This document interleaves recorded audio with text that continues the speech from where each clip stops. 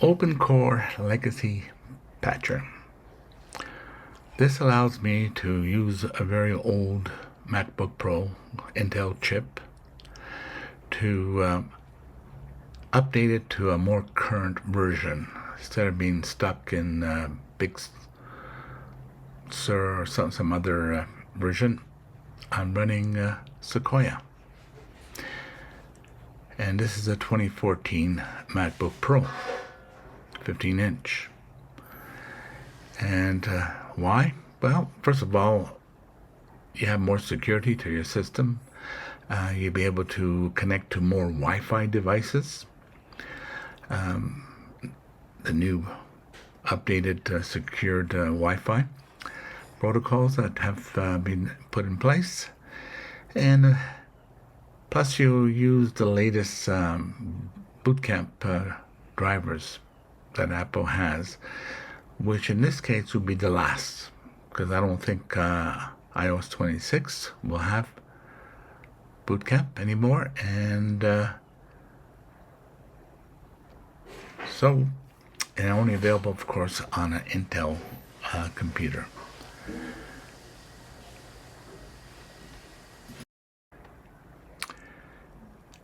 So if you want to install something like this, might as well make use of an old computer.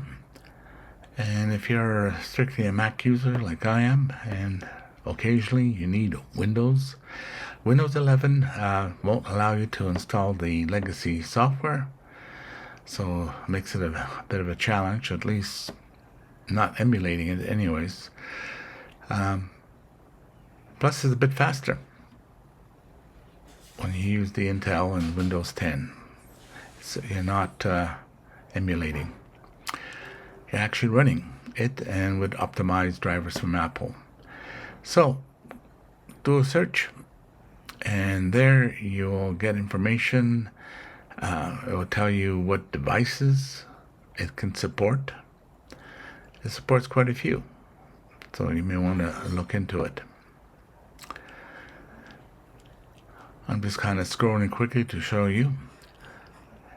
And when you're ready, you go ahead and download and build an installer. I downloaded both the installer and the uninstaller, just in case I needed to undo it, but no issues. It worked beautiful, so can't complain. Actually, I'm showing all of this on the 2014 MacBook Pro 15-inch Intel chip. If you look very closely at the information, would give you those details. And as you can see, I have the usual desktop pictures I have running in the background. I use about 10 screens, and when I want to boot into Windows, I do a restart.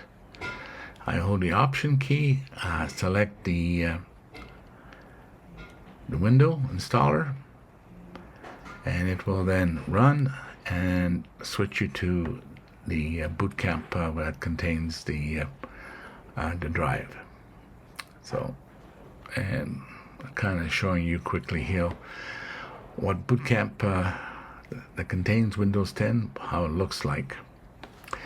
And you can see some of the software that I have installed. So it works.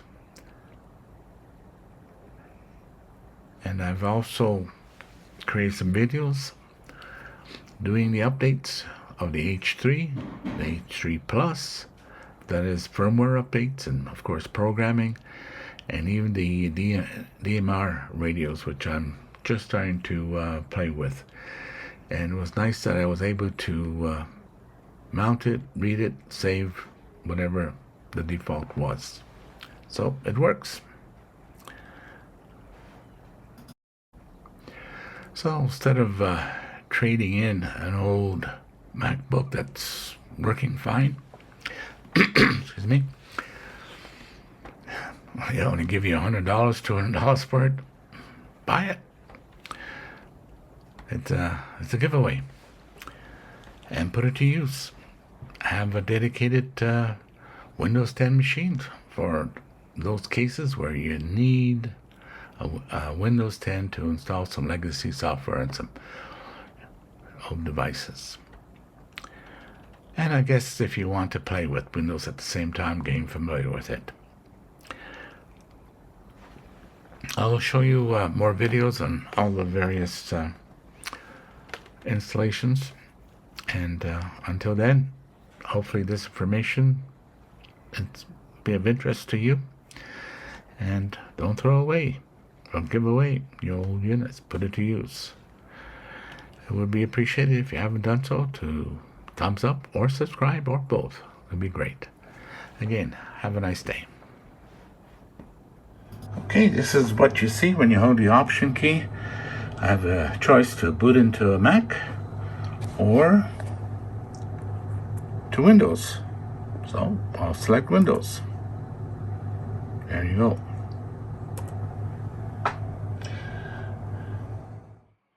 If you haven't done so, it would be appreciated. Please subscribe. And thank you for watching. Have a nice day.